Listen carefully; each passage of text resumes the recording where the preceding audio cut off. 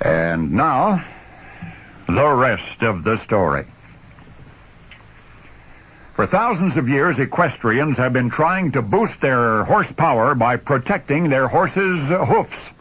Wild horses romping at their own pace do not need shoes, nor do those laboring in sand or soft soil. But under most conditions, under the average demands of domestication, some kind of horseshoe is essential.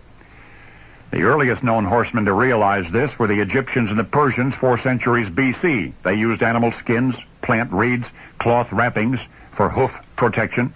Genghis Khan and his contemporaries favored a sort of leather sandal secured to the hoof with straps, sometimes even a molded leather boot.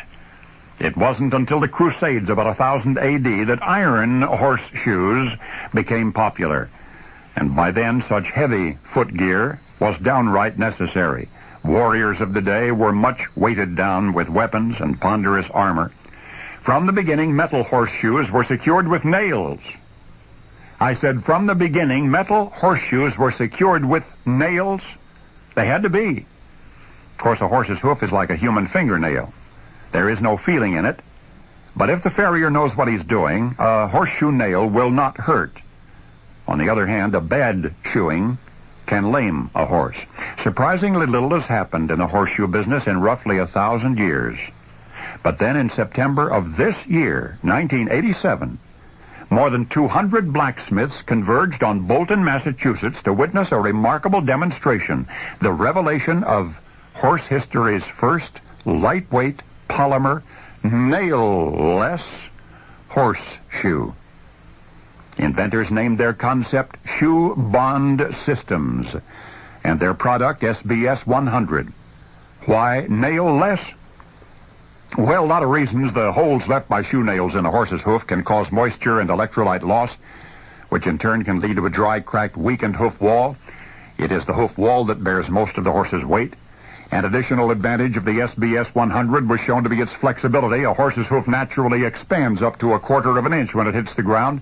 This expansion reduces concussion. A metal horseshoe reduces this natural shock absorption, and the leg takes the leftover punishment.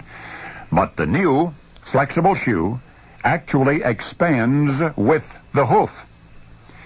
Now, at the unveiling of the SBS 100, the benefit of its light weight was most obvious of all.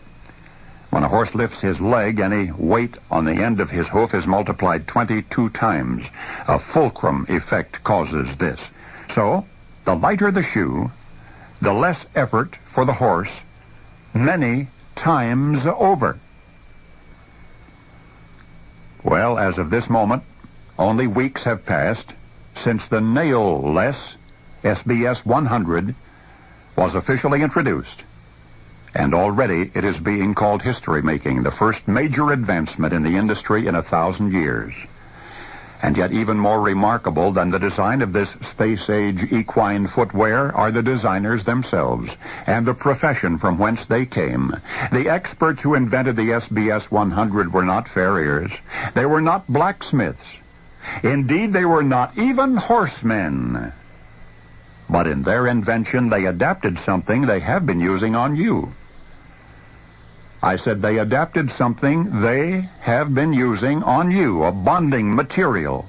The creators of this new lightweight polymer nail-less horseshoe, Jack Botenius and Dick Shokalis, are dentists.